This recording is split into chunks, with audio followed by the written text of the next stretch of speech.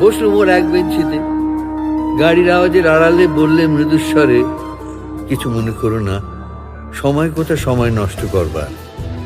আমাকে নামতে হবে পরের স্টেশনেই, দূরে যাবে তুমি, দেখা হবে না আর কোনোদিনই। তাই যে প্রশ্নটার জবাব এতকাল থেমে আছে, শুনবো তোমার মুখে।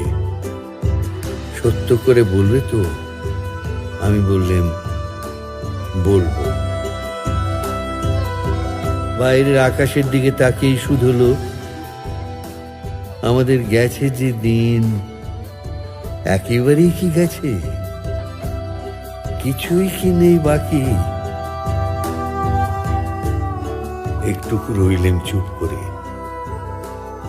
তারপর বললেন, রাতের সব তারাই আছে দিনের আলোর গভীরে।